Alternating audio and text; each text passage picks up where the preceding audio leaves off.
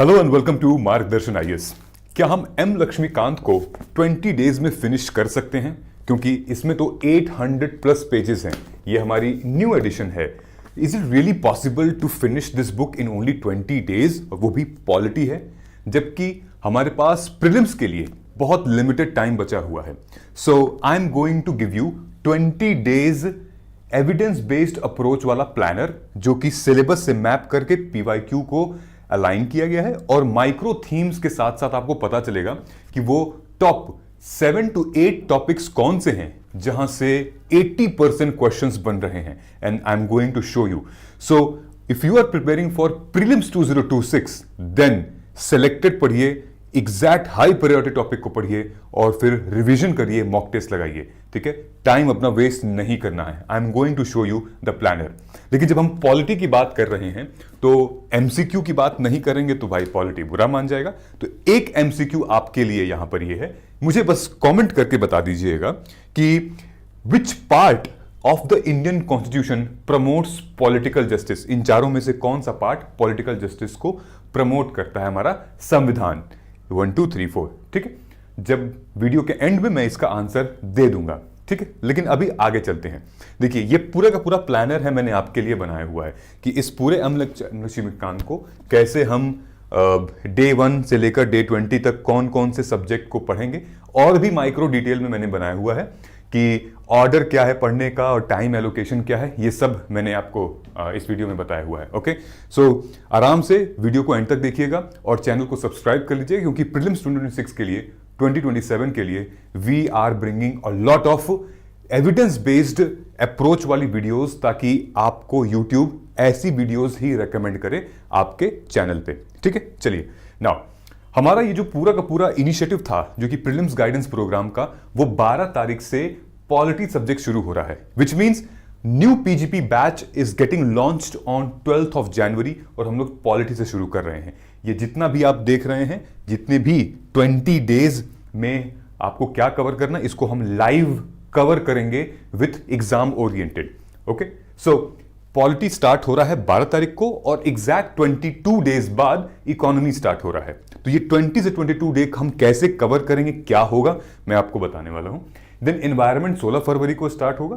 Then science and take और CSAT भी लगभग सेम टाइम पे है। देन मार्च हमारा आईआर और ज्योग्राफी है। लास्ट में हमारा हिस्ट्री स्टार्ट होगा। ठीक है, ये स्केड्यूल है पूरा, और ये डिटेल में टाइम दिया। जो क्लासेस होंगी वो क्लासेस होंगी, एक लेक्चर 1 जनवरी 2026, फिर उसके बाद 28 जनवरी तक पूरी क्लासेस चलेंगी। 9 क्लासेस हैं जहां पे MWF में सेशंस होंगे। बाकी का टाइम आपको दिया जाएगा सेल्फ स्टडी के लिए, और हर एक सेशन 2 से 3 घंटे का होगा।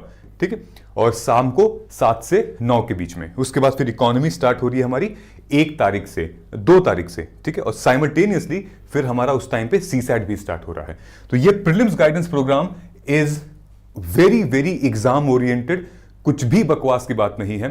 क्वेश्चंस के एप्टीट्यूड को बिल्ड करने की कोशिश की जाएगी, और पीवाईक्यू से आप कैसे टारगेटेड और लिमिटेड पढ़ सकते हो, इसके लिए आप दोनों में से किसी एक प्रोग्राम में एनरोल कर लीजिए, क्योंकि यहां पर आपको डिस्काउंट भी मिल रहा है। डिस्काउंट यानी कि अगर आप पीजीपी या पीजीपी प्लस दोनों में से कोई भी प्रोग्राम में एनरोल कर रहे हैं, तो पीजीपी प्लस में मेरी मेंटोरशिप है जो कि एक्स्ट्रा है। 1-to-1 आप कनेक्ट करिए, और उसके बाद अपनी टारगेट, प्रोग्रेस, जो भी प्रॉब्लम है मेरे साथ डिस्कस कर सकते हैं आप। जो कोड यूज करना है आपको वो है PGP 2026 to get the maximum discount. Alright, नीचे कमेंट सेक्शन में भी आप 1-to-1 मेंटोरशिप की गाइडेंस है। If you are watching this video and preparing for 2027, then definitely आप नीचे comment section में Google form fill कीजिए for 1-to-1 mentorship. Our team will get in touch with you and we will tell you about the mentorship program. ठीक है, ये दोनों में से कुछ भी आप लेते हैं आपको डिस्काउंट मिलेगा, चाहे आप 1-to-1 PGP के लिए लिए या नॉर्मल लीजिए। ठीक है, MWF में क्लासेस हैं, उस सैटरडे को करंट अफेयर होगा।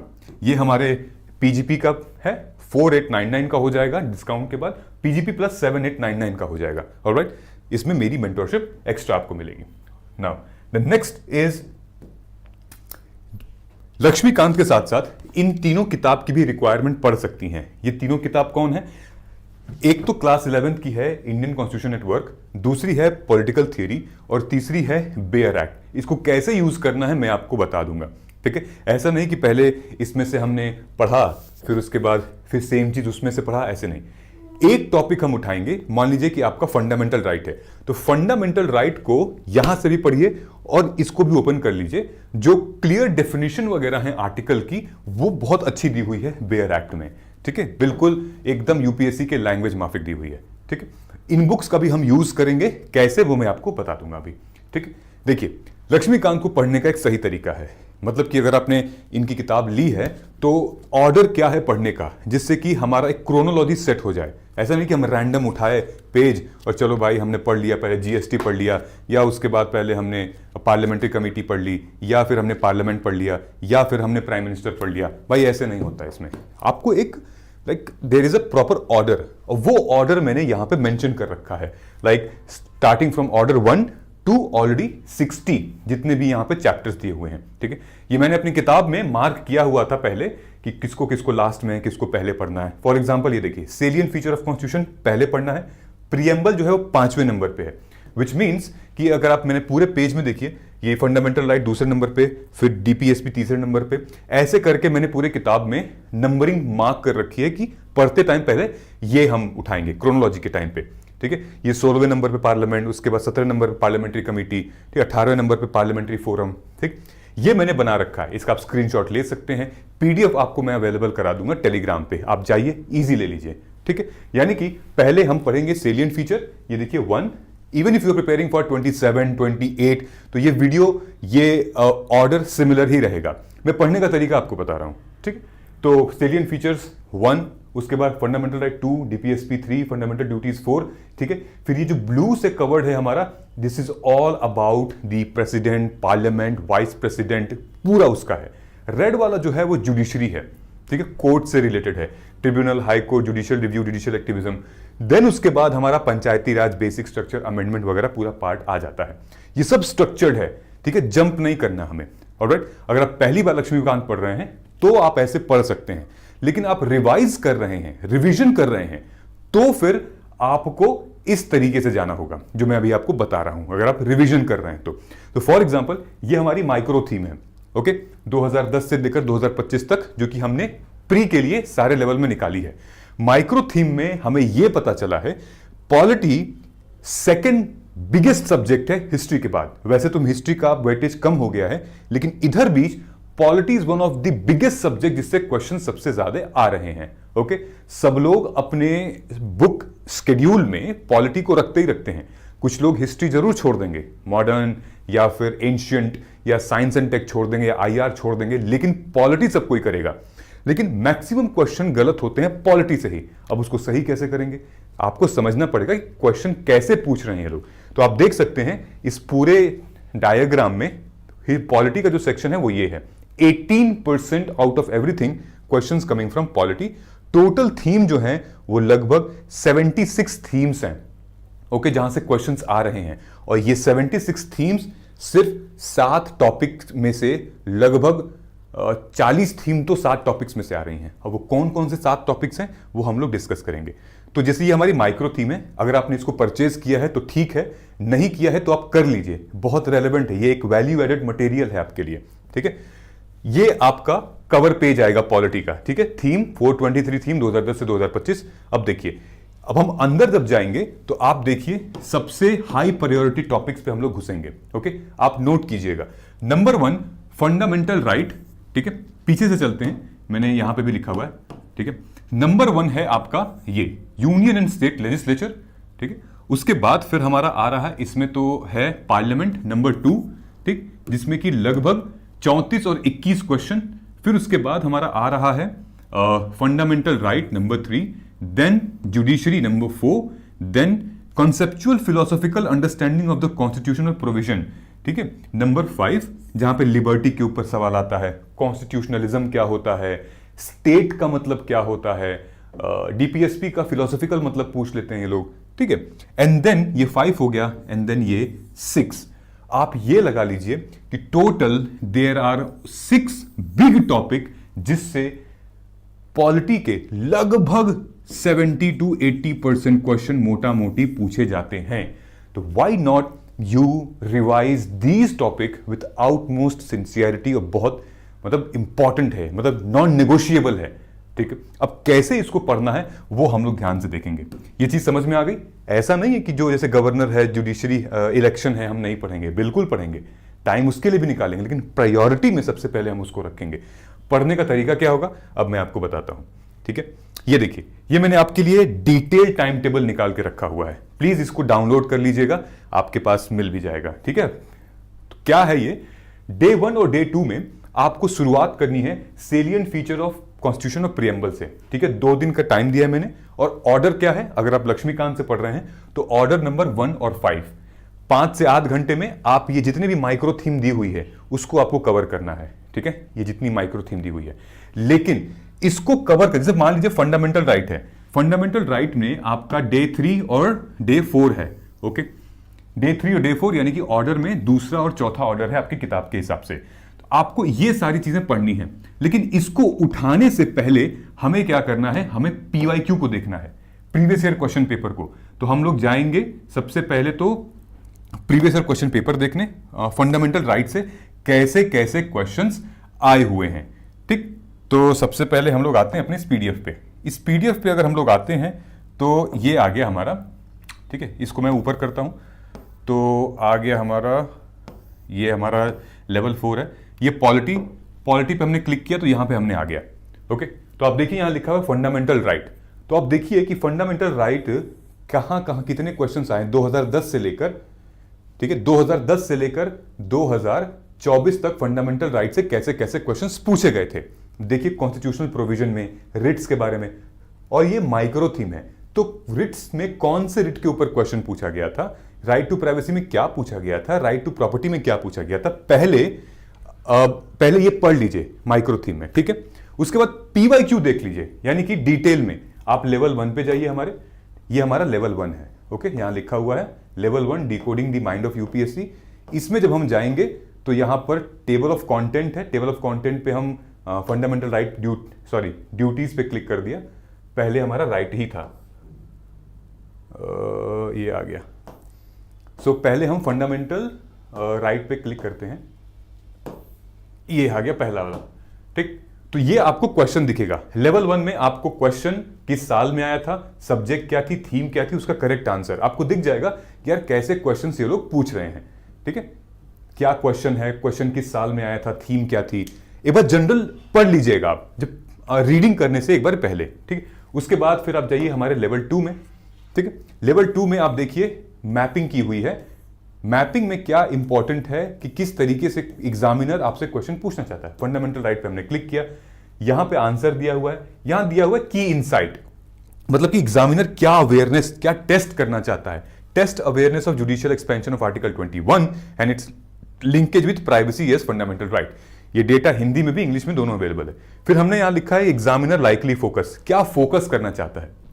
जब तुम ये पढ़ लोगी उसके बाद फिर तुम क्या करोगी, तब जाके अपना कंटेंट पढ़ो इस किताब से, तब देखो कितनी क्लैरिटी आती है। ठीक है, अभी पढ़ना है, सॉल्व नहीं करना है। फिर आप लेवल 3 पे भी जा सकते हो। लेवल 3 में भी हमारा रॉन्ग स्टेटमेंट वाला है। ठीक है, अगर कोई स्टेटमेंट रॉन्ग है तो वो क्यों रॉन्ग है उसकी एक्सप्लेनेशन दी हुई है। ठीक, जैसे ये हमारा फंडामेंटल राइट्स है, तो ये क्वेश्चन देखिए आप कि पहले क्वेश्चन में सिर्फ आर्टिकल 21 सही है, डी, बाकी 3 गलत है। तो 3 गलत क्यों है और उसका सही जवाब क्या क्या है। ठीक है, फिर साइमल्टेनियसली ये वाला क्वेश्चन अगर आप देखेंगे, 3 स्टेटमेंट है, 2 स्टेटमेंट सही है, 1 स्टेटमेंट गलत है। तो गलत का एक्सप्लेनेशन दिया हुआ है क्यों गलत है, और जो सही है वो क्यों सही है। ठीक है, और फिर हमने एक्सपेक्टेड क्वेश्चंस दिए हुए हैं प्रीलिम्स के कि क्या पूछ सकता है और एग्जामिनर। तो कहने का मतलब ये है कि जब आप इसको स्टार्ट कर रहे हैं तो आप ऐसे करिए और फिर ये टाइम टेबल पढ़िए। ठीक है, ये हो गया आपका। उसके बाद फिर आप फंडामेंटल राइट और ड्यूटीज पर हाथ लगाइए, मतलब किताब का कंटेंट पढ़िए। और जब कंटेंट पढ़ ले रहे हैं उसके बाद फिर आप एमसीक्यू सॉल्व करिए, सेक्शनल उसी का, समझ में आ रहा है, उसी का सेक्शनल एमसीक्यू सॉल्व करेंगे तो आपको बहुत प्रैक्टिस हो जाएगी। फिर डे 3 डे 4 हो गया, डे 5 में डीपीएसपी है, डे 6 में पार्लियामेंट्री सिस्टम फेडरल सिस्टम है जो हमारा 6 और 7 नंबर है, डे 7 और 8 में प्रेसिडेंट वाइस प्रेसिडेंट गवर्नर है, और डे 9 10 में हमारा प्राइम मिनिस्टर है। ठीक है, ये देखिए ये डीपीएसपी का क्वेश्चन है। ठीक है, यानी कि मान लीजिए कि मैंने 5वें दिन डीपीएसपी खोला लेकिन सबसे पहले पीवाईक्यू देख लिया, तो आपने देखा कि यहां पीवाईक्यू में क्या बात कर रहे हैं, कि ideal of welfare state in India enshrined where, welfare state, कल्याणकारी राज्य, तो आप कहेंगे डीपीएसपी। तो किस तरीके से क्वेश्चन पूछ रहे हैं, यानी कि जब डीपीएसपी का चैप्टर आप ओपन करेंगे तो वहां पे कुछ लिटरेचर दिया होगा आपके लक्ष्मीकांत में, ठीक है। अब इससे रिलेटेड आपको क्लैरिटी लेनी पड़ेगी कि हमें क्या करना है क्या नहीं करना है, ठीक है। जैसे मैं इसमें डीपीएसपी का चैप्टर खोल सकता हूं, directive principle of state policy, यहां पे फीचर्स दिया हुआ है 108 पेज नंबर। तो यहां पे दिया हुआ है classification of directive principles, features.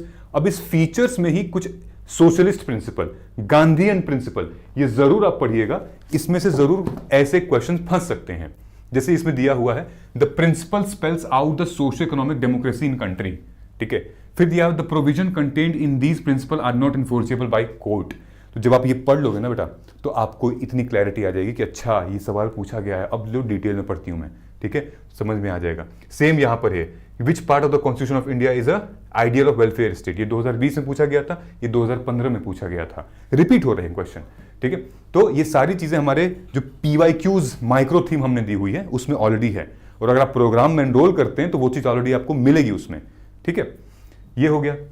तो आपको पता चलेगा कि डीपीएसपी में ये लोग क्या पूछ रहे हैं। ये लोग पूछ रहे हैं कि किस भाग में है, ये लोग पूछ रहे हैं कि इसका प्रिंसिपल क्या है, वेलफेयर स्टेट है, कहां पे ये लिखा हुआ है, वेयर इज इट एनश्राइंड।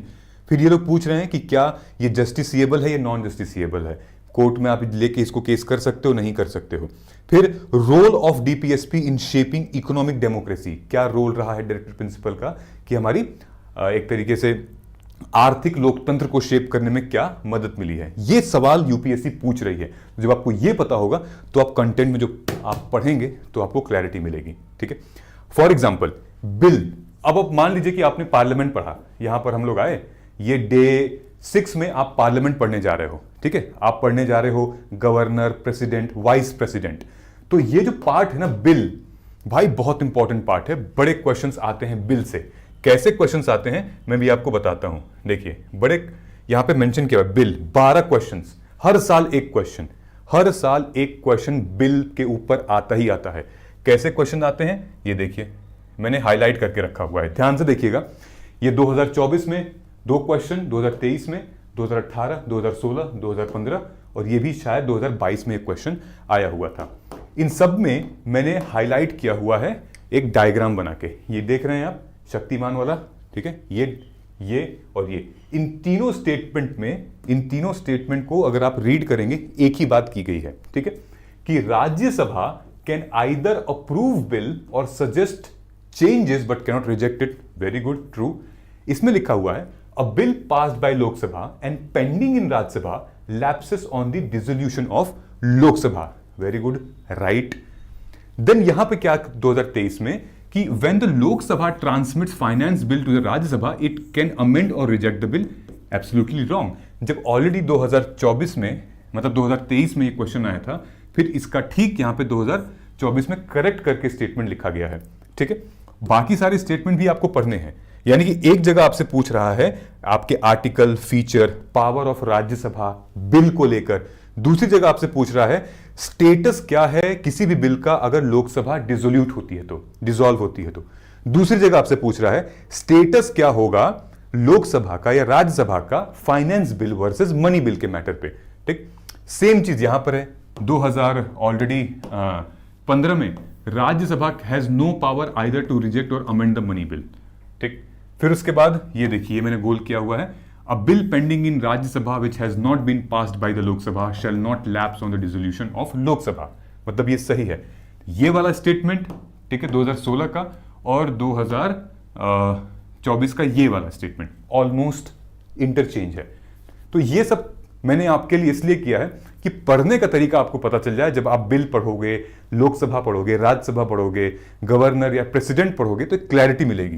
तो इन सबको मिला के अगर हम बात करें तो इससे क्या कहा जा रहा है, इससे ये सब पूछा जा रहा है क्या कि clarity on type of bill. पहले तो आपको पता होना चाहिए कि मनी बिल आर्टिकल 110 या 109, फाइनेंस बिल आर्टिकल 117, इन दोनों में अंतर क्या है, ऑर्डिनरी बिल में क्या अंतर है, कॉन्स्टिट्यूशन अमेंडमेंट बिल क्या उसमें प्रेसिडेंट का क्या रोल है, राज्यसभा का, लोकसभा का।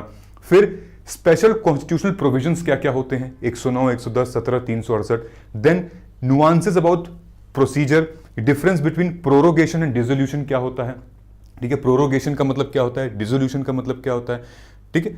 फिर उसके बाद role of president in recommendation of assent, ये बहुत क्रिटिकल है, क्रूशियल है, भूल जाते हैं हम लोग, इसमें शॉर्ट नोट्स बना के आगे बढ़िए, ठीक है। ये मेरे कहने का मतलब है।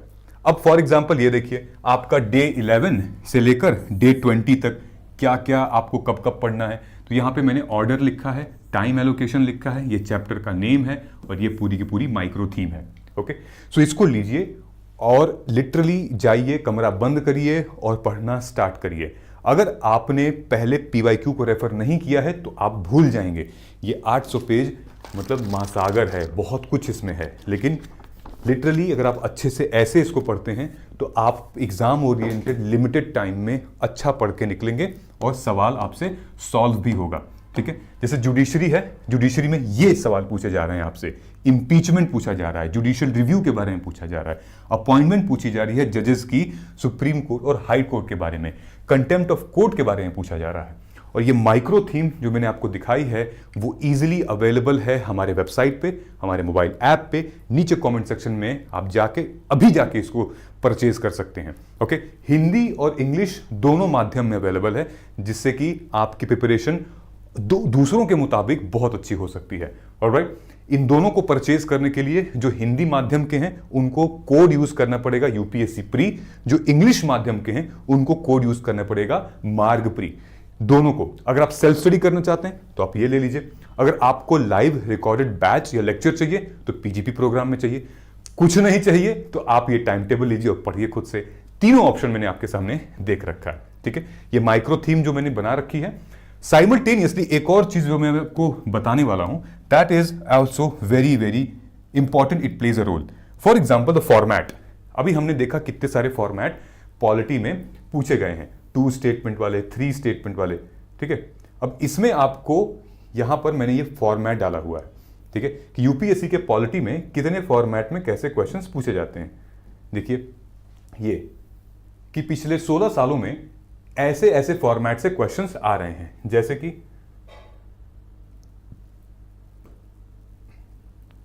ये है हमारे फॉर्मेट। ओके, सिंगल स्टेटमेंट वाले question, single statement, which of the following article of the constitution of India has supreme court of India place the right to privacy, ठीक है, आर्टिकल 21 आप बोल देंगे, तो ये सिंगल स्टेटमेंट है।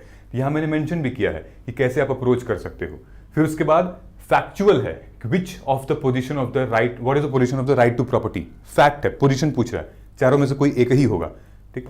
वहीं सिंगल करेक्ट कंसेप्चुअल, अब ये कंसेप्ट के ऊपर है, ठीक है, लैंड रिफॉर्म से रिलेटेड, ये डायरेक्ट एमसीक्यू।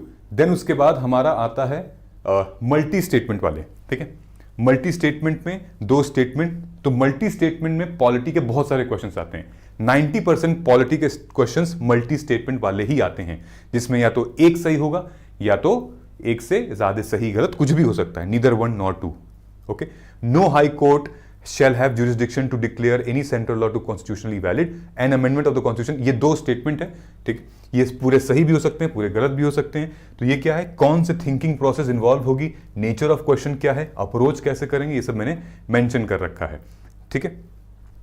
फिर ये देखिए 3 स्टेटमेंट वाले, मल्टी स्टेटमेंट वाले क्वेश्चन है, तो इनको कैसे एड्रेस करना है, कैसे करना है, ये देखिए इतने बड़े बड़े क्वेश्चन हैं।